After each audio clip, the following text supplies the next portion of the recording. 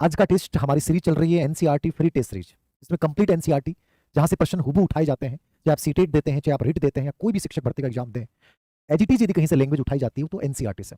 Hard जरूर होंगे प्रश्न, बट प्रश्न यहीं से आते हैं, याद रखिएगा। यदि इस भाषा को समझ पाए और इन प्रश्नों को अपने जहन में और अपनी लाइफ लाइन बना पाए तो निश्चित रूप से मनोविज्ञान को लेकर, साइकोलॉजी को लेकर कहीं भी आपको डर नहीं लगेगा। आज की छोटी सी थीम जो आपके जीवन से जुड़ी हुई है, जो शायद गलतियां आप करते हो, शायद कुछ सीखो आप। ये जो आप देख रहे हैं इसके अंतर्गत ये पानी का प्रवाह है जो ऊपर से आ रहा है, ठीक है। और यहां पे जो है ये पानी की कुछ बूंदें निकल रही हैं, फिर यहां से फिर से पानी की बूंदें निकल रही हैं, फिर यहां से पानी की फिर बूंदें निकल रही हैं, फिर यहां भी पानी की बूंदें निकल रही हैं। और जब यहां तक वो पानी पहुंचता है तो आप सोच सकते हैं उस पानी का जो वेग है वो कितना धीमा हो गया। सुनिएगा, तुम्हारी जिंदगी की कहानी है ये। तुम्हारे अंदर ऊर्जा है जब तुम घर से निकलते हो कि सर मुझे बनना है और वर्ष 2025 में मुझे अपने बेस्ट वर्जन से मिलना है। जैसे ही निकले यहां पे तुम्हारे अंदर आ गई ओवर थिंकिंग। क्या आ गई? ओवर थिंकिंग आ गई कि पता नहीं क्या होगा, मैं बन पाऊंगा कि नहीं बन पाऊंगा। और तुमने अपनी ऊर्जा जो तुम्हें अपनी बुक्स में और तुम्हें अपने करियर पे खर्च करनी थी वो तुमने इस ओवर थिंकिंग के ऊपर खर्च करना शुरू कर दी।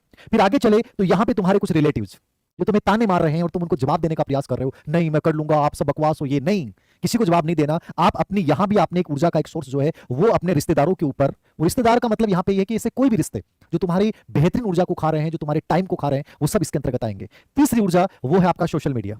वो क्या है? सोशल मीडिया, जहां आप रील्स के चक्कर में 20-20 सेकंड के रील्स के चक्कर में अपना डोपामाइन स्रावित कर रहे हो, जो डोपामाइन स्रावित होना चाहिए किसी चैप्टर के पूरा होने पर। ये 20 और 30 सेकंड के चक्कर में आप अपनी जिंदगी का सबसे महत्वपूर्ण समय खो रहे हो। और चौथा जो आपका यहाँ पे वो आपका मोबाइल है जिसके ऊपर आप व्यर्थ समय गंवा रहे हो। अब इतनी ऊर्जा गंवाने के बाद जो आपकी ऊर्जा थी कंप्लीटली, वो जब यहां तक पहुंचेगी, यानी जो आपका एग्जाम है उसका रिजल्ट आप सोच सकते हो बहुत लंबा टाइम लगेगा। इसलिए अब्राहम लिंकन कहते हैं जिंदगी में कुछ करना मत करो तो उस इस तरीके से करना कि पूरी ऊर्जा उसमें झोंक देना। चाहे तुम सफाई कर्मचारी का काम करो, चाहे तुम मैकेनिक का काम करो, ऐसा करो कि उसमें आप जैसा दूसरा कोई नहीं हो। देखिएगा आज की सीरीज को, बड़ी इंपॉर्टेंट सीरीज है। उम्मीद करता हूं कि आप बेहतरीन तरीके से सीख रहे हैं। कल रिपब्लिक डे है, आप सभी को 26 जनवरी की ढेर सारी शुभकामनाएं। और इसके अवसर पर हर वर्ष की भांति अवनी एजुकेशन ऐप की सभी कोर्स और टेस्ट सीरीज के ऊपर 35 का ऑफर रहेगा। तो जिन बच्चों को कोर्सेज वगैरह लेने हैं वो ले सकते हैं। कल रिपब्लिक डे पे ऑफर रहेगा, तो कल पूरे दिन में आप कभी भी ले सकते हैं सभी टेस्ट सीरीज पे। पहला प्रश्न इंपॉर्टेंट प्रश्न समझिएगा, नैसर्गिकता। ये देखो भाषा पूरी एनसीईआरटी, ये रिट में आया हुआ प्रश्न है। एज इट इज एनसीईआरटी की भाषा यूज होगी, इसलिए इस सीरीज को ढंग से समझिएगा आप। नैसर्गिकता से विचारों की सूची के एकत्रण के द्वारा विशिष्ट समस्या के समाधान की समूह रचनात्मकता विधि को क्या कहा जाता है? ये प्रश्न इससे पहले भी लगभग 5+ बार आ चुका है।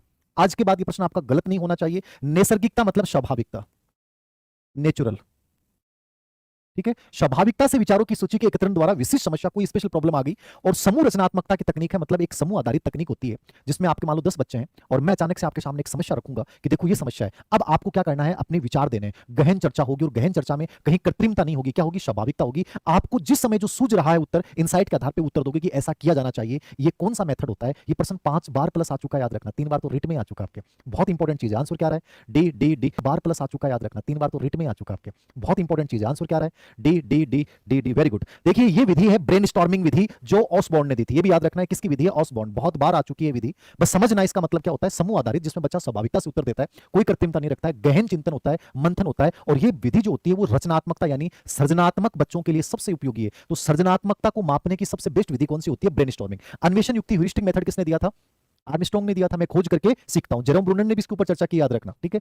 समस्या समाधान विधि जॉन डेवी सुकरात की विधि है और ये भी अच्छी विधि है, याद रखिएगा। इसको भी पढ़ के जाना आपको। स्वामित्व अधिगम विधि ये ब्लूम ने दी थी, याद रखना, जिसमें अपन मास्टरी स्थापित करते हैं विषय के ऊपर। ब्लूम टेक्सोनॉमी रेट का एक बहुत इंपॉर्टेंट टॉपिक है, यदि मैंने जयपुर वाले बैच में भी करवाया नहीं है। एनईपी 2020 से 2-3 टॉपिक बचे हुए हैं। तो यहाँ ये चारों विधियां आपको पढ़ के जानी है। हमेशा ऑप्शन को पूरे पढ़ना, ऑप्शन के पूरे अर्थ आने चाहिए। बट यहाँ पे आंसर क्या होगा? ब्रेनस्टॉर्मिंग। अगला प्रश्न, स्वालीन विकार ऑटिस्टिक डिसऑर्डर या स्वालीनता ऑटिज्म की विशेषता नहीं है। देखो रीट और सीटेट दोनों में ऑटिज्म बच्चों पे बहुत प्रश्न आते हैं। सीटेट का भी पेपर हुए हैं, हर पेपर में 2 प्रश्न ऑटिज्म बच्चे पे।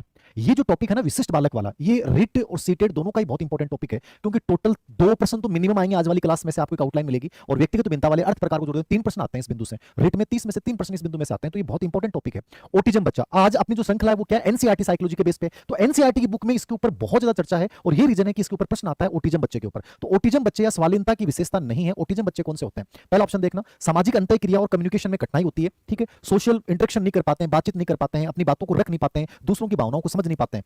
सीमित अभिरुचियां और व्यवहार पुनरावृत्ति होती है। इनकी रुचियां सीमित होती हैं। कोई काम कर रहे हैं, जैसे मान लो कि सिर दीवार से भिड़ा रहे तो दीवार बॉल फेंक रहे हैं तो बॉल फेंक रहे हैं, ठीक है ना। और मतलब कोई चीज को तोड़ रहे हैं, खिलौना चला रहे हैं तो खिलौने चला रहे हैं, ठीक है ना। मतलब कोई भी एक काम करते हैं और उसी को पूरे दिन क्या करते हैं, रिपीट करते हैं, रूढ़िवादी व्यवहार। अब देखो भाषा बहुत चेंज होती है, ये एनसीईआरटी की भाषा है बट इसमें चेंज हो जाएगा। रूढ़िवादी व्यवहार किन बच्चों की विशेषता होती है, ऑटिज्म बच्चों की। ऑटिज्म बच्चा है, ऑटिस्टिक बच्चों का सबसे पहले उल्लेख किसने किया था, लियो केनर ने। किसने किया था, लियो केनर ने किया था, याद रखना। ये सब चीजें मैं जो बता रहा हूं सब एग्जाम में आई हुई है। नियमित दिनचर्या की तीव्र इच्छा होती है, मतलब नियमित दिनचर्या मतलब क्या है, जो रूटीन ये जीते हैं ना। अब ये ग्रेड सेकंड में ये सीटेट में प्रश्न है, एज इट इज भाषा उठाइए एनसीईआरटी की, मतलब जो रूटीन जीते हैं ना वो एकदम कठोरता से उसका पालन करते हैं। जैसे सुबह इनको उठते ये खिलौना खेलना तो वही खेलेंगे, आप कहोगे बेटा नहीं ये कर ले, ये नहीं करेंगे। जो काम ये डेली करते हैं उसी को ही कंप्लीटली फॉलो करते हैं, उसमें कोई चेंज नहीं लाते, इसलिए इनकी नियमित रूटीन जो होता है उसकी प्रबल इच्छा होती है। दूसरों से मित्रवत होने और लोगों की भावनाओं के प्रति अनुक्रियाशील प्रतीत होते हैं। D, very good answer, D आएगा, बहुत अच्छे बच्चों आप। दूसरों से ये फ्रेंडली नहीं हो पाते हैं, ये अकेले से रहते हैं, एकांतवासी से होते हैं, ठीक है ना, सामाजिक अंतःक्रिया नहीं कर पाते हैं। इसका मतलब वो दूसरों के प्रति फ्रेंडशिप भी नहीं कर पाते हैं और दूसरों की भावनाओं के प्रति रिस्पॉन्स भी व्यक्त नहीं कर पाते हैं। ये ऑटिज्म बच्चों की विशेषता नहीं होती, याद रखना है। तो डी जो है गलत है, बाकी ये तीनों क्या है, विशेषताएं। मोस्ट इंपोर्टेंट बच्चा है, पढ़ के जाइएगा। इनके लिए teach program, picture exchange, PCS program, इनका स्पेशली प्रयोग किया जाता है, जिनमें इनको बोलने का ये सब चीजें सिखाई जाती हैं। अगला प्रश्न देखिएगा, ऑटिज्म इंपोर्टेंट है, इससे आइडिया लगा लेना कि पर्सन कैसा आता है। जो रीट का सीटेट का पैटर्न है ना, जहां से पेपर बने हैं, लास्ट के जितने पेपर हुए हैं, सिर्फ वही बिंदु को उठाया मैंने, कोई भी अनावश्यक बिंदु को नहीं उठाया। इससे आइडिया लगा लेना कि मुझे किन किन बिंदु को पढ़ के जाना है। एक लास्ट में एक पूरी मेगा क्लास ले लूंगा जिसमें सब कुछ पूरी एनसीईआरटी समझा दूंगा। अध्यापकों के दृष्टिकोण से किसी व्यक्ति की प्रतिभाशालीता निर्भर करती है। ये पहले भी प्रश्न आया हुआ है एनसीईआरटी में, स्पेशली इसका बहुत बड़ा एक पूरा आर्टिकल लिख रखा है। अध्यापक के दृष्टिकोण से किसी व्यक्ति की प्रतिभाशालीता जो है वो किस पर निर्भर करेगी, उच्च योग्यता हाई एबिलिटी, उच्च सृजनात्मकता हाई क्रिएटिविटी, उच्च प्रतिबद्धता हाई कमिटमेंट। प्रतिबद्धता जानते हो ना, जो सोच लिया वो करना है कि गुरुजी इस बार मुझे बेस्ट देना है तो करना है, फिर ये प्रतिभाशाली की विशेषता होती है। सामान्य बुद्धि लब्धि वाले, देखो सामान्य बुद्धि लब्धि इनकी विशेषता नहीं होती, इनकी बुद्धि लब्धि जो होती है उच्च बुद्धि लब्धि होती है। ये पिछले वीडियो में प्रश्न आया था, इनकी बुद्धि लब्धि कितनी होती है, 140। इनका आईक्यू कितना होता है, 140, याद रखना। 140 नहीं हो तो 130 भी प्रश्न सही हो जाएगा, बट 140 ऑप्शन में हो तो आपको 140 करना है। क्या करना है, 140 यदि ऑप्शन में हो तो आपको क्या करना है, 140 करके आना है। 140 नहीं हो तो 130 भी हो जाएगा। तो ये ऊपर वाले तीनों विशेषताएं अध्यापक के दृष्टिकोण से प्रतिभाशाली बालक की विशेषताएं होती हैं, और यही एक रेंजुली ने भी बताया था, ये भी तीन विशेषताएं सेम बताई थी रेंजुली ने भी। तो यहां पे क्या जाएगा आंसर, एबीसी। क्या जाएगा, एबीसी। हाँ बी आंसर, वेरी गुड, बहुत अच्छे बच्चे हो, पढ़ने लग गए तुम लोग। चौथा प्रश्न देखना, देखो रीट का सिंपल सा पैटर्न है, सेकंड ग्रेड रीट सबके लिए उपयोगी। वैसे प्रतिभाशाली बालक पे प्रश्न आता है, सृजनात्मक बालक के ऊपर प्रश्न आता है, मंद बुद्धि बालक या जो बाकी बच्चे बच गए उन पे किसी एक पे प्रश्न आता है। ये पैटर्न रहता है, प्रतिभाशाली सृजनात्मक पे लगभग फिक्स होता है प्रश्न, और बाकी जो बच्चे बच गए उनमें से किसी पे एक प्रश्न आता है, मेरे मंद बुद्धि भी आ जाए, किसी भी आ जाए। प्रतिभाशाली बच्चों की कुछ प्रमुख विशेषताएं नहीं है, ये सब एग्जाम में आई हुई है और पता नहीं कितनी बार आई हुई है। ग्रेड सेकंड में अभी जो लास्ट अभी ग्रेड सेकंड में पेपर हुआ था 29 दिसंबर को, उसमें भी यहीं से प्रश्न आया। उन्नत तार्किक चिंतन, इनका तार्किक चिंतन उन्नत मतलब हाई लेवल का होता है, और स्पेशली अमूर्त चिंतन होता है। क्या होता है, अमूर्त चिंतन होता है। प्रश्न करने की प्रवृत्ति, प्रश्न बहुत ज्यादा करते हैं, यानी जिज्ञासा की प्रवृत्ति होती है इन बच्चों में। ये प्रश्न भी आया हुआ, जिज्ञासा, प्रश्न करने की प्रवृत्ति, ठीक है। तथा समस्या समाधान की अधिकतम योग्यता, ये तीनों ऑप्शन में आए हुए हैं। ये एक अलग प्रश्न है, मैंने 4-5 प्रश्नों को मिला के जितनी विशेषताएं होगी ना वो सब बना दी इसमें, ताकि आपका एक पूरा कंटेंट तैयार हो जाए प्रतिभाशाली बालक की विशेषताएं। तो ये समस्या समाधान की योग्यता भी इनकी विशेषता है। सूचना प्रक्रमण सामान्यकरण, सूचना इन्फॉर्मेशन प्रोसेसिंग, कोई भी इन्फॉर्मेशन लेंगे उसकी प्रोसेसिंग करेंगे, उसके आउटकम्स निकालेंगे। सामान्यकरण जनरलाइजेशन, जनरलाइजेशन का मतलब क्या होता है, कोई भी चीज का निष्कर्ष निकालने की योग्यता, सामान्यकरण। विभेदन डिस्क्रिमिनेशन करने की योग्यता, चीजों में अंतर कर देंगे, वर्गीकृत कर देंगे, तुलना कर देंगे, तो डिस्क्रिमिनेशन कर सकते हैं, जनरलाइजेशन कर सकते हैं, इन्फॉर्मेशन प्रोसेसिंग कर सकते हैं। अंतर्भूत अभिप्रेरणा तथा आत्मसम्मान का निम्न स्तर, ये सही है क्या, देखो अंतर्भूत अभिप्रेरणा क्या होता है, इंटरनल मोटिवेशन, मतलब अपने आप से स्वाभाविक रूप से मोटिवेशन। जैसे मैं आपको कहता हूं, आप कहते हो सर आप मोटिवेट करते हो, देखो मेरा तो काम है आप लोगों को मोटिवेट करना, आपके अंदर ऊर्जा भरना, लेकिन मेरे मोटिवेशन से एक दिन आपको एहसास हो क्या धीर सिंह सर अपने लिए इतना कर रहे हैं, यार हम अपने लिए क्यों नहीं कर सकते। तो ये जो प्रतिभाशाली बालक होते हैं ना, ये मेरे कहने से नहीं पढ़ेंगे, इनके अंदर सेल्फ मोटिवेशन होता है, ये खुद करते रहते हैं, लगे रहते हैं, धुन में लगे रहते हैं। अब मैं आपको कितना कहता हूँ, अरे पढ़ो, ये 2025 दोबारा जिंदगी में लौट के नहीं आएगा, ये साल तुमने खो दिया तो जिंदगी का सब कुछ खो दिया। अब तुम्हें आना चाहिए यार, सर ने कहा पढ़ना है यार, ठीक है। एक होता है तुम्हारे अंदर ऑटोमेटिक होता है, पढ़ना है मुझे, मेरे लिए, मेरे सपनों के लिए लड़ना है यार, तो अंतर्भूत अभिप्रेरणा ये होती है। आत्मसम्मान, सेल्फ रेस्पेक्ट, मैंने कई बार बोला है, कभी इसको गिराना मत, कभी इसका सौदाबाजी मत करना। कोई तुम्हारा रूममेट, तुम्हारे घर वाले, कोई भी तुम्हें जब कह देंगे तेरी औकात क्या है, तब दिखा देना कि अपनी औकात क्या है। इनमें सेल्फ रेस्पेक्ट गजब का होता है, ये लड़ लेते हैं अपनी जिंदगी में सेल्फ रेस्पेक्ट के लिए। तो ये इनमें निम्न स्तर नहीं होता, इसका क्या पाया जाता है, उच्च स्तर पाया जाता है। तो ये ऑप्शन जो है वो गलत है। स्वतंत्र फ्रीडम सोच होती है, अभिव्यक्ति में नवीनता, पिछले वीडियो में आया था, अभिव्यक्ति जो भी करेंगे उसमें नवीनता आएगी, मौलिकता आएगी, मौलिक होते हैं। अनुरूप प्रकार का चिंतन, अनुरूप मतलब परिस्थितियों के अकॉर्डिंग चिंतन करते हैं, तो ये सब इनकी विशेषताएं होती हैं, याद रखना। जिज्ञासा की प्रवृत्ति, अभिव्यक्ति में नवीनता, मौलिकता। आप उस में चिंतन कौन सा पाया जाता है, तभी आपको उत्तर अपसारी चिंतन करना, क्या करना है। यद्यपि अपसारी चिंतन का संबंध जो स्पेशली किससे होता है, सृजनात्मक बालक से, बट मौलिकता इनका भी गुण, इसलिए अपसारी चिंतन भी इनमें पाया जाता है। तो ये सब जो विशेषताएं हैं इनमें से केवल सी नहीं है, बाकी सब है। ये जितने भी आज तक प्रश्न आ गए ना वो सब आ गए इसमें विशेषताओं में, तो इसको पूरा याद कर लेना। यद्यपि मैं टेलीग्राम चैनल जो धीर सिंह धाबाई ऑफिशियल है, हमारा टेलीग्राम चैनल धीर सिंह धाबाई ऑफिशियल है ना, DH5AB, इसके नाम से सर्च कर लेना, क्योंकि मेरे नाम से लोगों ने फर्जी चैनल बना रखे हैं, कोई पे 20, कोई पे 50, खूब सारा बना रखे हैं चैनल, ठीक है ना। तो आपको मिलेगा नहीं, तो DH5AB के नाम से देखना, धीर सिंह धाबाई ऑफिशियल, 1,86,000 के आसपास होंगे। उस पर हम लास्ट में ये जितनी भी फाइल है वो सब डाल देंगे, जिससे आपका अभ्यास हो जाएगा। तो ये सी गलत है इसमें ना, बाकी सब सही है। 5 नंबर का प्रश्न देखना, सही क्या है। व्यक्ति सृजनशील तथा बुद्धिमान दोनों हो सकता है, परंतु यह आवश्यक नहीं है कि प्रत्येक बुद्धिमान व्यक्ति सृजनशील हो। ये एनसीईआरटी की भाषा है, बट ये प्रश्न सीटेट में बहुत बार रिपीट है। व्यक्ति सृजनशील और बुद्धिमान दोनों एक साथ हो सकता है, कोई डाउट नहीं है, सृजनशील भी हो सकता है और बुद्धिमान भी हो सकता है, परंतु यह आवश्यक नहीं है कि प्रत्येक बुद्धिमान व्यक्ति सृजनशील हो। ये कोई जरूरी को नहीं है कि एक प्रतिभाशाली बालक है जिसको IQ लेवल 140 है वो सृजनशील हो भी सके और नहीं भी हो सके। समझ में आ गया ना बात? ये अनिवार्यता नहीं, हो सकता है कि बुद्धिमान व्यक्ति सृजनशील हो, बट ये अनिवार्य नहीं है कि प्रत्येक बुद्धिमान व्यक्ति सृजनशील हो। ये लाइन एकदम सही है, समझना इनको, बहुत इंपॉर्टेंट चीजें हैं। सृजनात्मकता और बुद्धि में सकारात्मक संबंध आता है, पॉजिटिव संबंध पाया जाता है। कैसे पॉजिटिव संबंध? एक प्रश्न आया हुआ है सृजनात्मकता के ऊपर, देहली मॉडल। देहली मॉडल क्या है, इसको सुनिएगा। देहली मॉडल ये कहता है कि सृजनात्मकता के लिए औसत से अधिक बुद्धि का होना आवश्यक है। कितनी बुद्धि का होना आवश्यक है? औसत से अधिक। यानी जो व्यक्ति जिसमें बुद्धि अच्छी है उसकी सृजनशील होने की संभावनाएं बढ़ जाती हैं। तो क्या मंद बुद्धि बालक सृजनात्मक हो सकता है? मंद बुद्धि बालक सृजनात्मक नहीं होगा। सृजनात्मक होने के लिए सामान्य से अधिक बुद्धि का होना आवश्यक है। इसलिए बुद्धि और सृजनात्मकता में कौन संबंध है? सकारात्मक संबंध। इसको अपन बोलते हैं देहली मॉडल, यानी औसत से अधिक बुद्धि होनी चाहिए। ये भी सही है। सृजनात्मक विचार उस व्यक्ति में भी उत्पन्न हो सकते हैं जिसकी बुद्धि लब्धि अत्यधिक ना हो। टर्मन, देखो इस भाषा को समझिएगा, एकदम सही कथन है, एनसीईआरटी की भाषा है। सृजनात्मक विचार उस व्यक्ति में भी उत्पन्न हो सकते हैं जिसकी बुद्धि लब्धि अत्यधिक नहीं हो। अत्यधिक का मतलब जो 140 वाला नहीं हो, 150 वाला नहीं हो, उसमें भी हो सकती है। लेकिन इसने ये भी नहीं कहा कि मंद बुद्धि में हो सकती है, यानी अत्यधिक वर्ड का इसने विरोध किया कि अत्यधिक हो, में अत्यधिक न हो, उसमें भी हो सकती है। तो ये कथन एनसीईआरटी से लिया गया है, टर्मन का है, सही है। सृजनात्मक परीक्षणों की एक सामान्य विशेषता ये होती है कि मुक्त अंतर वाले होते हैं। ये प्रश्न भी बहुत इंपॉर्टेंट है कि सृजनात्मकता के मापन के लिए आप कौन से प्रकार के प्रश्नों का प्रयोग करेंगे? मुक्त अंत। मुक्त अंत का मतलब है खुले प्रश्नावली। जैसे मैं कहूं कि बताओ देव सिंह सर के बारे में आपकी क्या राय है, तो आप खुल के बोल सकते हो। आपको गाली निकालनी है, आपको प्रशंसा करनी है, कुछ भी बोल सकते हो। और मैं आपको 2 टीचर के नाम दे दूंगी, इनमें से यस एक अच्छे को सिलेक्ट करे, तो यस हां या नो में जवाब देना होता है। बंद प्रश्न, उसमें क्रिएटिविटी दब जाती है। और जब आपको मैं कहूंगा कि मेरे बारे में खुल के बोलो, तो आप अपने बारे में कुछ भी लिख सकते हो। देव सिंह सर ऐसे हैं, देव सिंह सर ऐसे हैं, देव सिंह सर ऐसे हैं। तो उससे क्या होता है? क्रिएटिविटी बढ़ती है। तो खुले प्रश्न जो है वो क्रिएटिविटी बढ़ाते हैं। तो ये सभी जो है वो क्या है? सही है। ये क्या है? सभी सही है। तो डी ऑप्शन हो जाएगा भाई। बहुत अच्छा प्रश्न था, बहुत ही अच्छा। ये प्रश्न देखिएगा, ये प्रश्न पहले भी आया है और ऐसे प्रश्न की भाषा आ जाए मजा जाता है, ठीक है ना? ये सेम एनसीईआरटी की भाषा, और ये प्रश्न सीटेट में 2-3 बार रिपीट है। आपके रेट में भी ऐसा एक प्रश्न आया हुआ है, सुनिएगा। सुनीता अपने काम को समय से पूरा करती है। सुनीता जो है वो क्या है? अपने काम को समय से पूरा कर लेती है। अपनी कक्षा में उच्चतम श्रेणी यानी फर्स्ट क्लास से वो पास हो, या मान लो 98, 99, 95, 92 ये परसेंटेज उसकी आती है, ग्रेड प्राप्त करती है, A+ ग्रेड प्राप्त करती है, वो A1 प्राप्त करती है। अध्यापकों के अनुदेशों को ध्यान से सुनती है, जो मैंने बात की उनको एकदम से ध्यान से सुनती है और तुरंत समझ जाती है। अंडरस्टैंडिंग लेवल गजब का है। ये तो किसकी विशेषता होगी? सुनीता की। दूसरी लड़की है रीता। एक अन्य छात्रा है जो अध्ययन में औसत स्तर की, औसत मतलब सामान्य स्तर की है, आपको काम निकाला, विभिन्न परीक्षाओं में लगातार उच्च श्रेणी भी नहीं प्राप्त करती है। वह अपने आप चीजों को सीखने को वरीयता देती है, अंतर्भूत, ठीक है ना? अपने आप अपने इंटरेस्ट चीजों को करती है, काम करने के तरीकों में सुधार करती है, जो भी काम किया उसमें कुछ ना कुछ इंप्रूवमेंट करेगी, तथा अपने दत्त कार्य करने के नए नए तरीके खोजती है। इस लाइन में सब कुछ छिपा हुआ है, नए नए तरीके खोज लेती है। ये दोनों बालिकाएं क्रमशः हैं। ऐसे प्रश्न पढ़ने की ताकत आ गई आप में, और ऐसे प्रश्न हल करने की ताकत आ गई तो तुम सीडीपी साइकोलॉजी पढ़ने लायक हो। और ऐसे प्रश्न देखते ही पसीना छूट जाता और भाइयों के प्रश्न आ गए, यही प्रश्न आते हैं सीडीपी में। देखना बालिकाएं कौन सी क्रम से है। देखो सुनीता की विशेषता से आपको क्या लगा? पढ़ाई में बहुत होशियार है, मानसिक क्रिया बहुत है, विषय को गहन ज्ञान रखा है, गुरुजी की बातन फॉलो करे, तुरंत चीजें समझ जा। इसको मतलब बालिका है प्रतिभाशाली। क्या है वो बालिका? प्रतिभाशाली। लेकिन दूसरी जो रीता है वह पढ़ाई में एवरेज है। सृजनात्मक बाल को विशेषताएं पढ़ते हैं, पढ़ाई में सामान्य होते हैं। क्या होते हैं? पढ़ाई में सामान्य होते हैं, याद रखना। लेकिन ये चीजों को नए तरीके की खोज करके सीखती है, सुधार करती है नए तरीके से। तो नया तरीका मतलब क्या होगी? क्रिएटिविटी। क्या होगी? क्रिएटिविटी। तो सुनीता तो है प्रतिभाशाली बालक और रीता है सृजनात्मक का। तो क्रम से बताना है तो क्रम से में पहले नंबर पे क्या आ जाएगी? सुनीता प्रतिभाशाली, और दूसरी क्या है? सृजनात्मक। इस प्रकार से आपको प्रश्न का आंसर करना है। बहुत गजब की चीज है, ऐसे प्रश्न होते हैं अप्लाइड प्रश्न, ये आपको हल करने की ताकत आप में होनी चाहिए। 7 नंबर का प्रश्न देखना, प्रतिभाशाली बालक के लिए उपयोगी है क्या है? ये प्रश्न चारों आए हुए हैं रीट में, और चारों को उठा के मैंने एक प्रश्न बनाया है। विशेष ध्यान तथा भिन्न प्रकार के शैक्षिक कार्यक्रमों की आवश्यकता होती है। जीवन समृद्धि कार्यक्रम और विशेष ध्यान और भिन्न प्रकार के अलग अलग प्रकार के कार्यक्रम की जरूरत होती है प्रतिभाशाली बालक के लिए, और मंदबुद्धि बालक के लिए होती है, पिछड़ा बालक के लिए होती है एक ही प्रकार के उपचारात्मक कार्यक्रम की। तो भिन्न शब्द आ गया, मतलब प्रतिभाशाली के लिए उपयोगी होंगे। जीवन समृद्धि कार्यक्रम इन बच्चों के लिए बड़े उपयोगी होते हैं। जीवन समृद्धि वर्ड भी लिख लीजिए कटे भी नोट डाल के, एनसीईआरटी का शब्द है।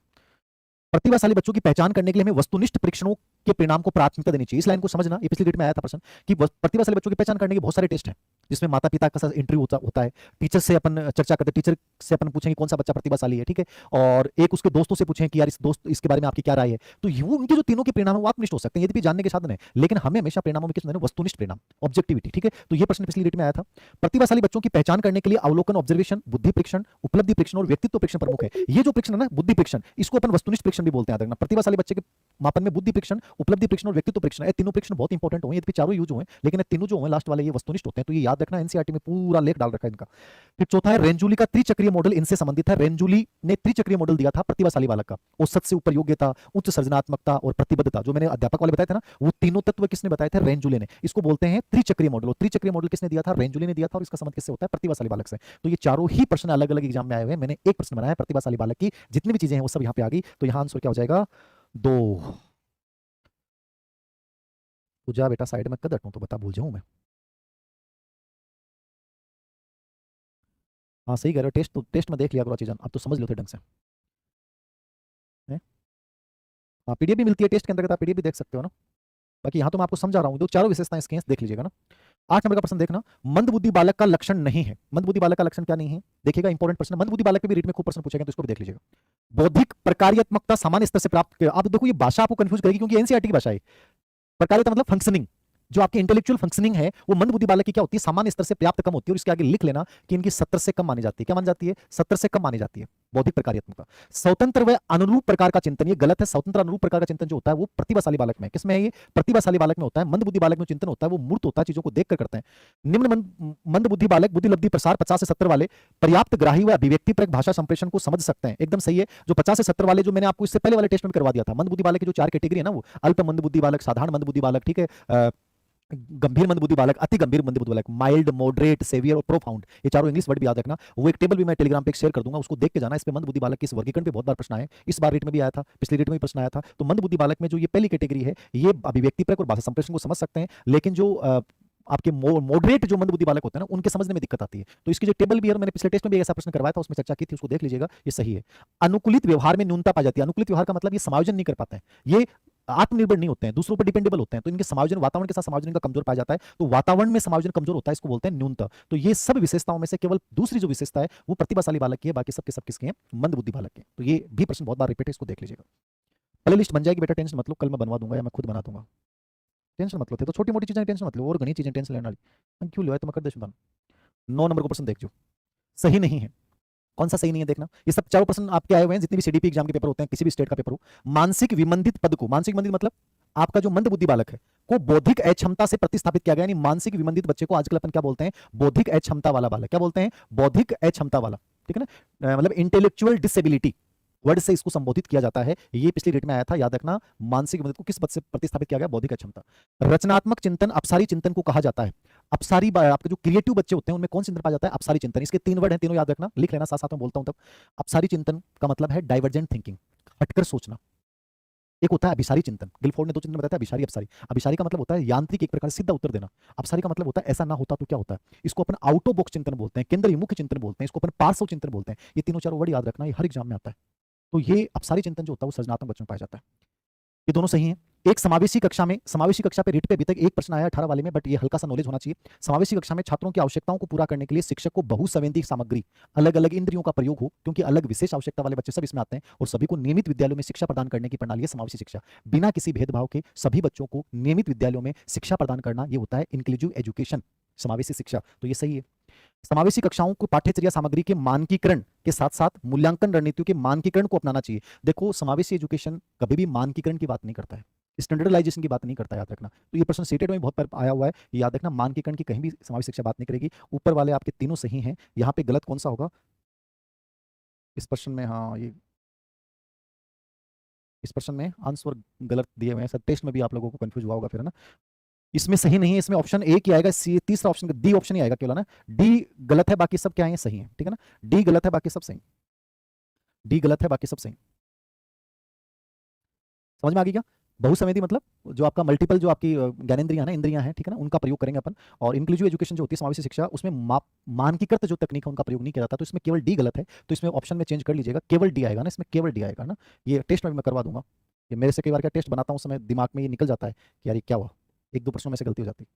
10 नंबर का प्रश्न देखना, सुमेलित नहीं है भी देखना। ये यदि कोई बच्चा कहे कि सर मुझे रीट के 30 प्रश्न आते हैं और 30 प्रश्नों में से एक प्रश्न बता दो, वैसे तो मैं जो आपको पढ़ा रहा हूँ वो कंप्लीटली उसी पैटर्न से पढ़ा रहा हूँ कि कहाँ से प्रश्न आते हैं। लर्निंग डिसेबिलिटी का हर पेपर में प्रश्न आता है, CTET, REET, TET, MP TET, कोई भी टेट एग्जाम देख लो।